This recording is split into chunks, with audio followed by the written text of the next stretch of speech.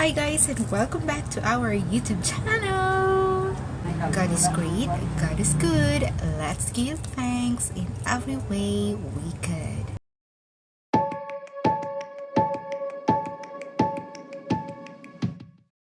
Sa mga bago nating subscribers, welcome po sa ating maliit na YouTube channel. At sa mga dati naman nating supporters, thank you so much po sa pagtangkilik ng ating mga videos. At kung ikaw ay bago sa ating channel, please support this channel naman by clicking the subscribe button and tap the notification bell for more videos. If bet po ninyo ang mga ganitong klaseng video, just let me know and leave your comments down below in our comment. Just leave your comment below in our comment box. Kung hindi nyo pa po napapanood ang ating part 1 ng video ito, inilagay ko siya sa card dito. Ay, dito. Dito. O kahit saan dyan. Andyan. Basta nilagay ko siya dyan para madali po ninyong makita at mapanood. So, in our part 1 po ay nag-introduce tayo ng one application. This time naman po ay gagawa natin ng sample ang Word. Okay guys, so let's go to our tutorial video. Open muna natin itong Office app.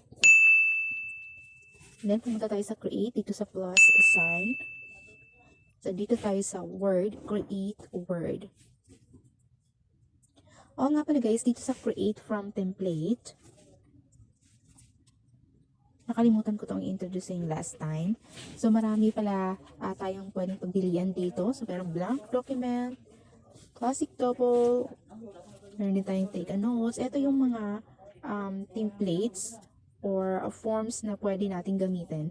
For example is kung gusto natin to make a list, write a journal, ayan, create an outline, meron din siya. Or newsletter, so meron din available na sample or template dito na pwede natin gamitin. Next is brochure, na nandito naman. So, simpleng layout lang siya ng brochure. Leaflet, meron din. Paper with cover and title. Then, meron din tayong research paper, APA style paper, MLA style paper, modern paper, trip journal, catalog, basic CV, basic cover letter, bold CV. So, ito yung ginagamit ko to make a resume. Itong bold CV.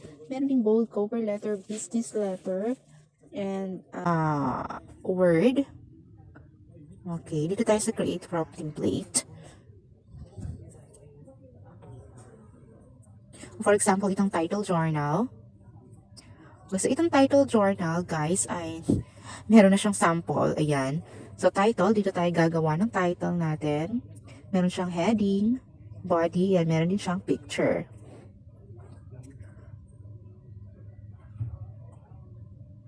Alright, so for example, ang title natin ay okay, so dyan ay magta-type tayo ng title. For example, lagyan natin ng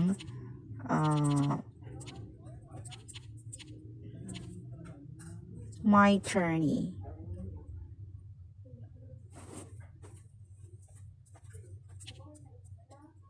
Okay, dapat capital pala ito. My Journey. Ayan. Okay, so dito guys sa taas, so nakikita nyo dito ay meron document 5. Ayan, so ito yung ating, bali ito yung ating title bar. Okay, so pwede natin yung palitan. Halimbawa, lagyan natin siya ng title, My Journey.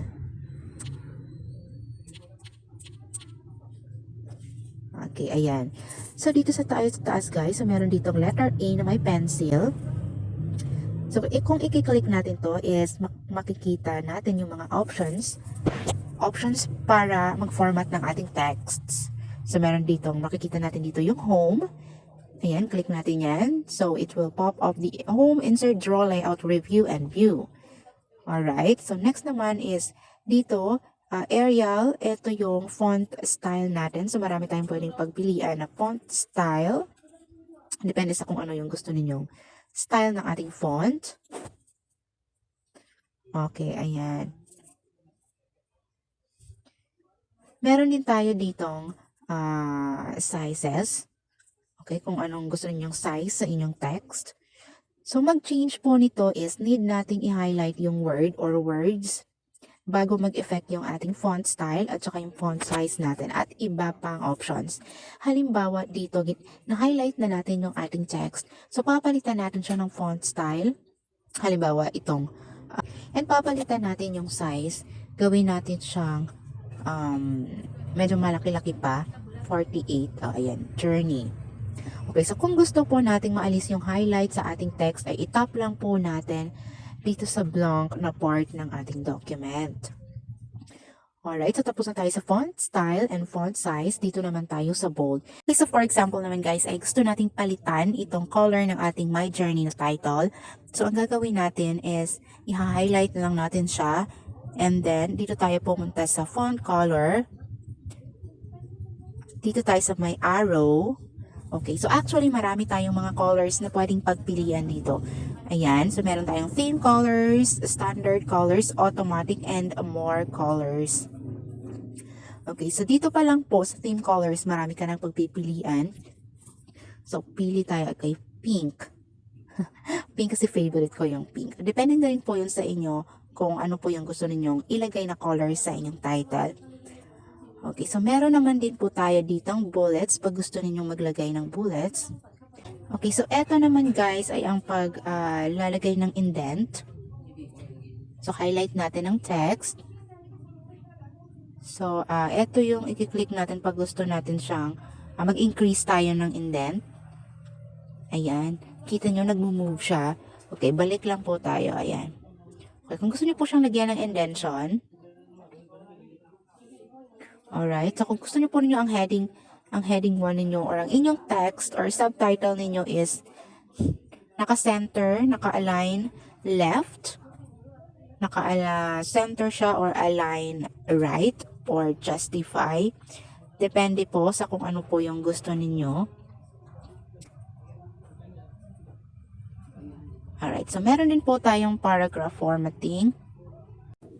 Kasi to insert picture naman guys, pumunta tayo dito sa letter A na may pencil dito po sa under sa ating title bar. And then, dito tayo sa home, click natin yung insert, yung pictures, and then photos. Okay, click natin yung picture. So, may option dito na pwede siya i-crop, rotate, and delete. So, i-done natin. Ayan. So, ayan na yung ating picture sa ating blank document.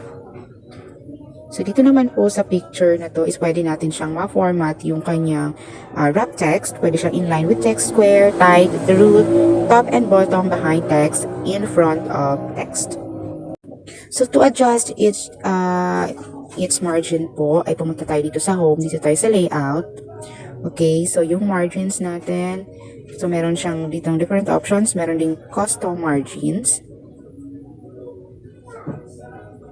Meron ding narrow. Ayan. So aside from margins, meron ding orientation, sizes, yan, letter legal A3, A4, A5. Okay guys, so sana nakatulong itong ating tutorial video. And don't forget to leave a comment down below po for your suggestions kung ano pa po yung mga gusto ninyong gawan natin ng tutorial videos. Thank you again for watching guys and see you next time!